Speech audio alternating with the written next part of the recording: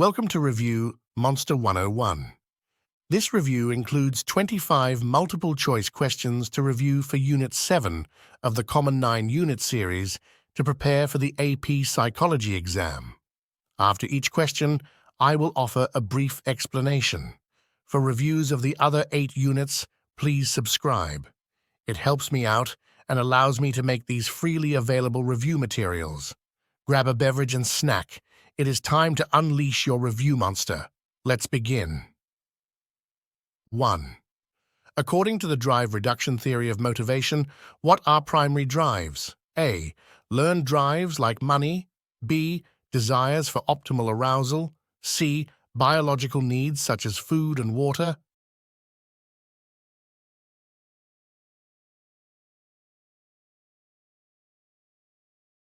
C. Biological needs such as food and water. Drive reduction theory proposes that behavior is motivated by biological needs. Primary drives are biological needs including hunger, thirst, and the need for sleep, among others, aimed at maintaining homeostasis in the body. These needs are essential for survival and are considered primary in motivating behavior. Secondary drives, in contrast, are learned drives or desires that indirectly fulfill biological needs, like money or status. 2. Which brain area, when stimulated, causes an animal to begin eating, and when damaged, leads to the cessation of eating, signaling fullness? A. Ventromedial hypothalamus. B. Lateral hypothalamus. C. Cerebellum.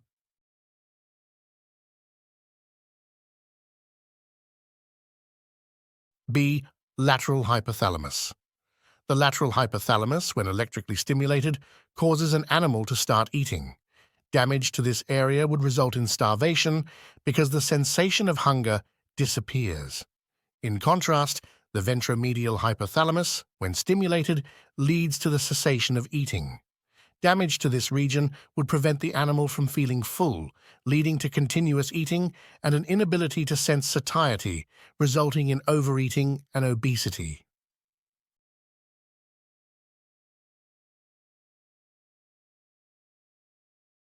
3. What does the Yerkes-Dodson law suggest about performance concerning task difficulty and arousal levels? A. High arousal leads to better performance. B. High arousal hinders performance. C. Low arousal is optimal for all tasks.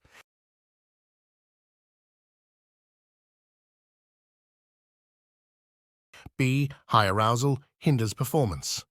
The Yerkes-Dodson law posits that performance is optimal at intermediate arousal levels for tasks of moderate difficulty. It suggests that for simple or easy tasks, high arousal levels can enhance performance, whereas for more complex or difficult tasks, high arousal may impede performance. The law indicates that a moderate level of arousal is optimal, striking a balance between arousal and task complexity for the best performance.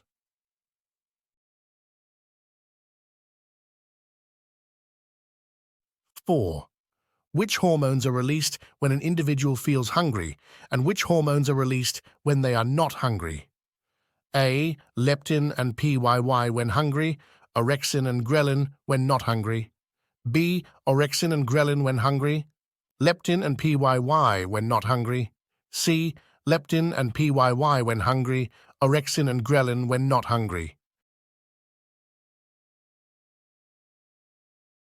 B. Orexin and ghrelin when hungry, leptin and PYY when not hungry. When feeling hungry, orexin and ghrelin hormones are released in the body. Orexin stimulates hunger, while ghrelin stimulates appetite. Conversely, when an individual is not hungry or satiated, leptin and PYY hormones are released. Leptin signals fullness and suppresses appetite, while PYY is a hormone associated with reduced appetite and increased feelings of satiety.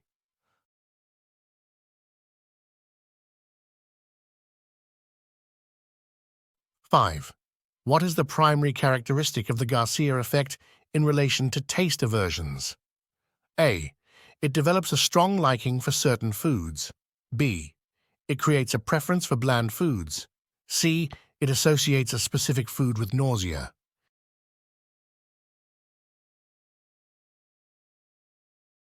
C. It associates a specific food with nausea. The Garcia effect refers to taste aversions, where an individual associates a specific food with feelings of nausea or sickness after consuming it once. This aversion becomes ingrained, leading to a lasting dislike or avoidance of that particular food.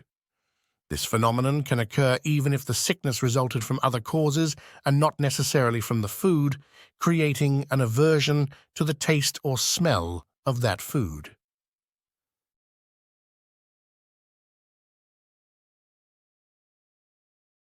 Six. Which stage of the sexual response cycle involves the reduction of sexual arousal after orgasm? A. Initial excitement. B. Plateau. C. Resolution.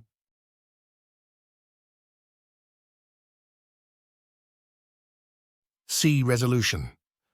The sexual response cycle, as proposed by Masters and Johnson, comprises 4 stages: initial excitement, plateau, orgasm, and resolution. The resolution phase occurs after orgasm and involves the reduction of sexual arousal and the body returning to its unaroused state. During this stage, physiological changes that occurred during sexual arousal gradually revert to baseline levels and the body returns to a relaxed state.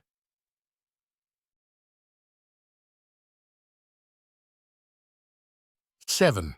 What management style assumes that individuals are driven by intrinsic motivation and encourages a longer-term commitment from employees? A. Theory X management style. B. Theory Y management style. C. Extrinsic motivation. B. Theory Y management style. Theory Y management style assumes that individuals are inherently motivated by intrinsic factors, such as self-esteem, personal growth, and job satisfaction. This management style acknowledges that employees are driven by inner goals and intrinsic motivators. It encourages autonomy, creativity, and a longer-term commitment to work, fostering an environment where employees are more self-motivated and involved in their tasks. In contrast, Theory X assumes that individuals have extrinsic motivation and are primarily driven by external rewards or punishments, resulting in short-term compliance.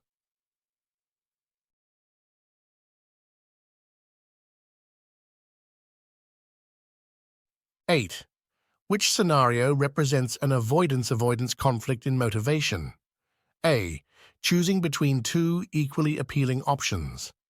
B. Choosing between 2 equally negative options. C. Deciding on an option with both positive and negative aspects.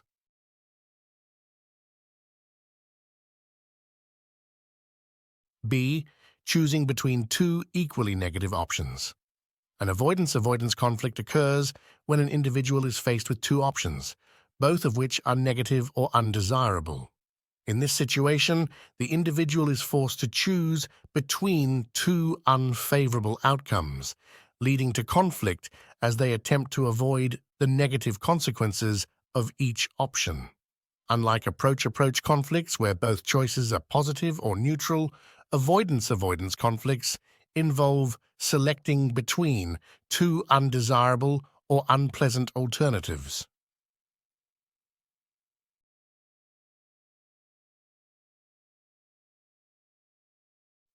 9. Which theory of emotion proposes that the physiological response and emotion occur simultaneously? A. James Lange theory. B. Cannon-Bard theory. C. Two-factor theory, Singer, Schachter, Lazarus.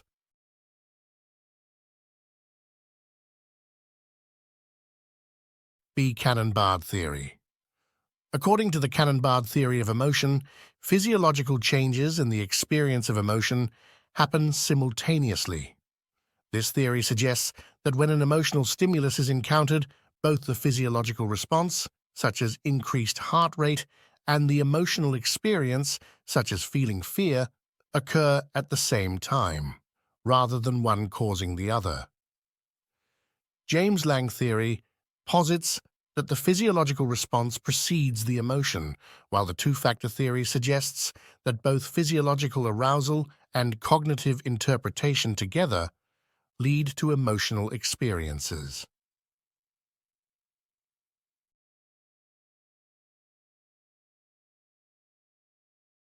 10. What stage in Cellier's general adaptation syndrome involves a person being vulnerable to diseases or sickness due to prolonged exposure to stress? A. Alarm reaction. B. Resistance. C. Exhaustion.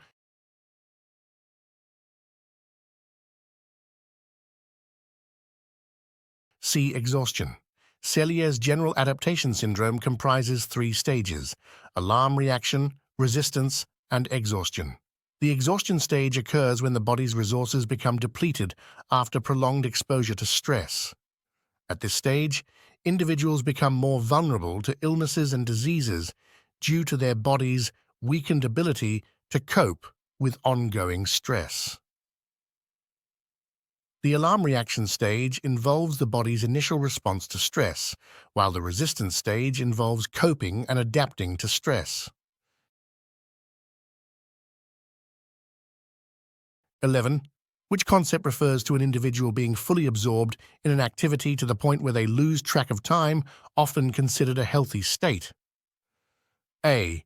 Physiological response. B. Cognitive label. C. Flow.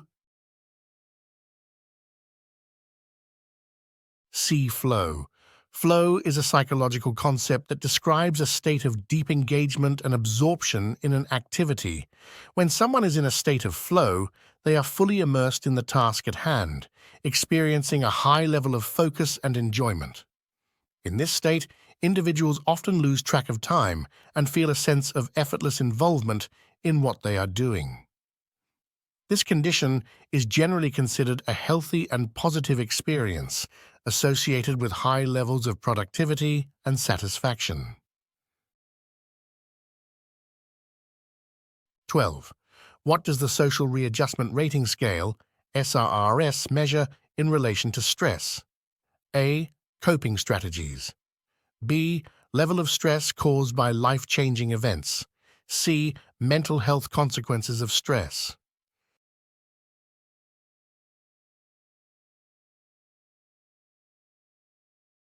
B. Level of stress caused by life-changing events.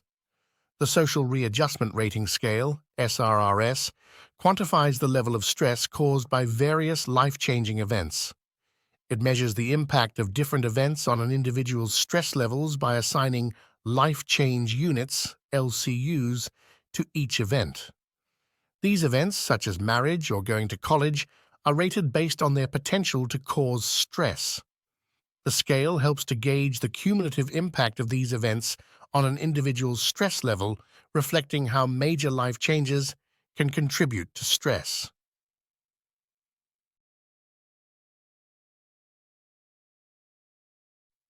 13. Which psychosexual stage, according to Freud, typically occurs during the age range of 18 to 36 months and is focused on toilet training and self-control? A.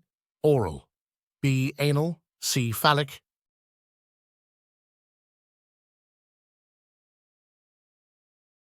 B. Anal. According to Freud's psychosexual theory, the anal stage occurs during the age range of 18 to 36 months. This stage focuses on toilet training, emphasizing control over bowel movements. It is believed that the experience during this stage can have a significant impact on personality development. The oral stage occurs from birth to 18 months, focusing on oral gratification, while the phallic stage occurs from 3 to 6 years, marked by the development of the Oedipus complex for boys or Electra complex for girls. 14. What concept did Carl Jung introduce that pertains to a collective unconscious shared by all human beings, containing universal archetypes and symbols? A. Adler's inferiority complex. B. Freud's Oedipus complex. C. Collective unconscious. C. Collective unconscious. Carl Jung introduced the concept of the collective unconscious, which suggests that all humans share an inherited reservoir of memory traces from our species' history. This collective unconscious contains universal symbols and archetypes that are common across cultures and are manifested in dreams, myths, and symbols. This concept differs from Freud's psychosexual stages or Adler's inferiority complex, focusing on a deeper, shared level of the human psyche. 15. According to Freud's iceberg model of the mind, which mental structure operates on the pleasure principle and represents unconscious desires and needs. A. Ego. B. Id. C. Superego. B. ID. According to Freud's iceberg model, the ID operates on the pleasure principle and represents the unconscious part of the mind that houses instinctual needs and desires. It seeks immediate gratification without considering consequences. The ego operates on the reality principle, balancing desires with reality, and the superego represents the moral conscience, differentiating between right and wrong. The ID is mainly unconscious, while the ego is mostly conscious, and the superego is a mixture of both conscious and unconscious elements.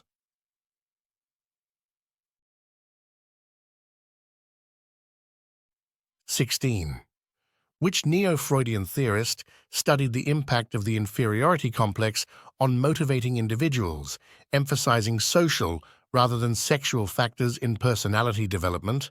A. Karen Horney. B. Alfred Adler. C. Carl Jung.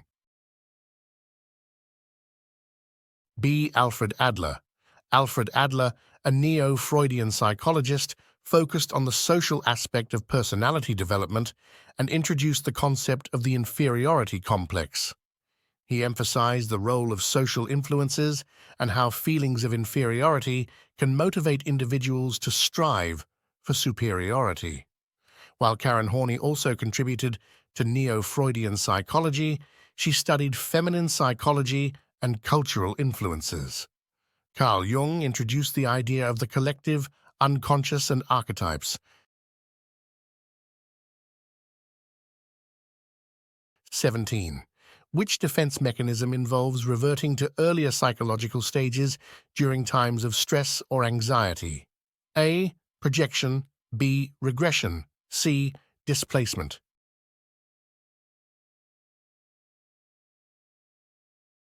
B. Regression. Regression, as a defense mechanism, involves reverting back to earlier psychological or psychosexual stages when faced with stress or anxiety. An example of regression would be a nervous teenager reverting to a habit from an earlier age, such as nail biting. Projection involves attributing one's feelings onto others, while displacement involves redirecting emotions from a threatening target to a safer substitute. 18. What defense mechanism describes the process of expressing the opposite impulse when experiencing negative emotions, such as showing sarcasm when actually feeling angry? A. Denial. B. Reaction formation. C. Rationalization.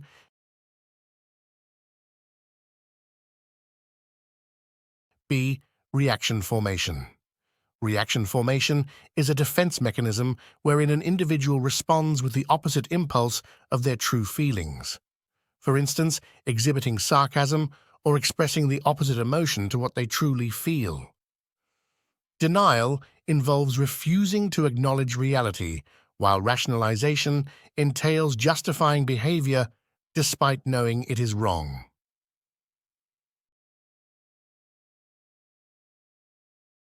19.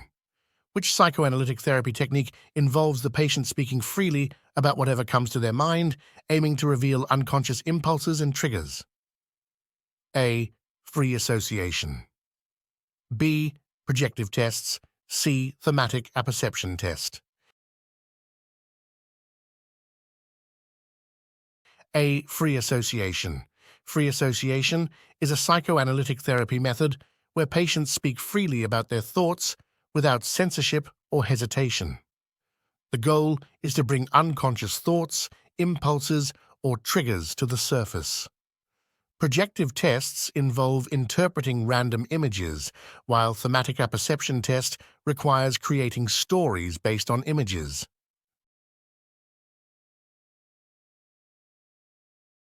20.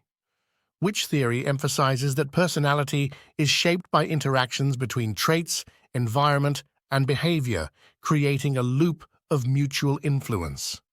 A. Biological theory. B. Social cognitive theory. C. Behaviorist theory.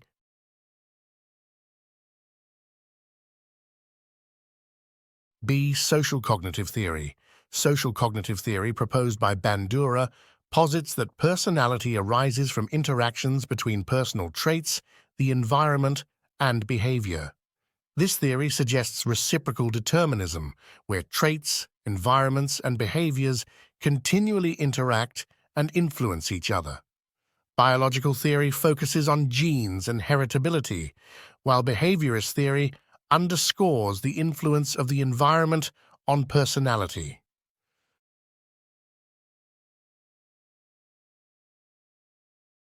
21. According to Eysenk's trait theory, what are the two primary dimensions used to classify personality traits? A. Introversion, extroversion, and stability, instability. B. Conscientiousness, agreeableness. C. Openness, extroversion. A. Introversion, extroversion, and stability, instability.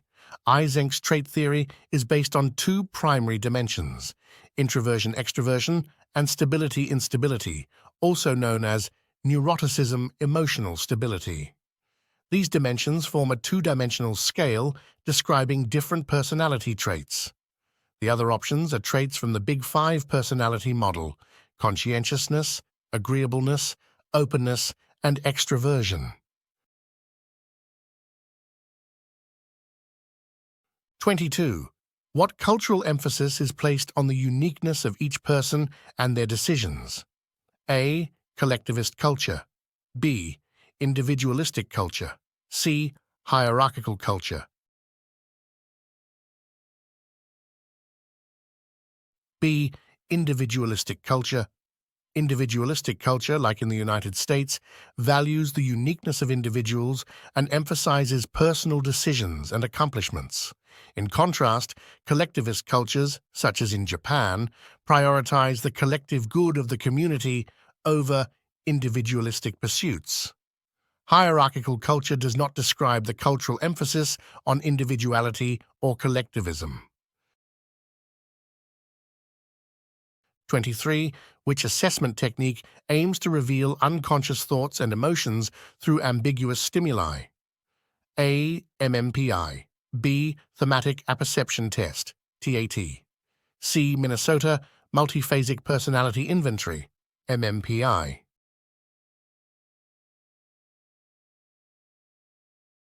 B. Thematic Apperception Test, TAT. The Thematic Apperception Test, TAT, and Rorschach inkblot tests are projective tests utilized to reveal unconscious aspects of personality. The MMPI is a self-report inventory, not a projective test. It is structured and assesses various psychological conditions.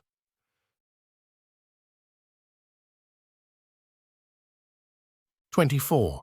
According to humanistic theory, what concept refers to an individual's desire to reach their maximum potential and self-fulfillment? A. Unconditional positive regard. B. Maslow's hierarchy of needs. C. Self-actualization. C. Self-actualization. Self-actualization, as proposed by Maslow, is the concept that drives individuals to achieve their fullest potential, seeking personal growth and fulfillment. Unconditional positive regard is an acceptance and respect for others regardless of their behavior, while Maslow's hierarchy of needs is a framework showing the progression of human needs. 25. What principle does the Barnum effect illustrate? A. Vague reports lead to self-deception. B. Susceptibility to deception. C. Ambiguous personality traits. B. Susceptibility to deception. The Barnum effect demonstrates people's susceptibility to be deceived by vague and general statements, often positive in nature, which they interpret as highly accurate and personalized. This phenomenon is frequently exploited by astrologers, psychics, and individuals, providing generalized yet seemingly specific information. That concludes our review of Unit 7 of the Common 9 Unit Series for the AP Psychology exam. Please subscribe for more reviews on AP Psychology and other AP courses. Good luck with your preparations and studies. I am confident in you.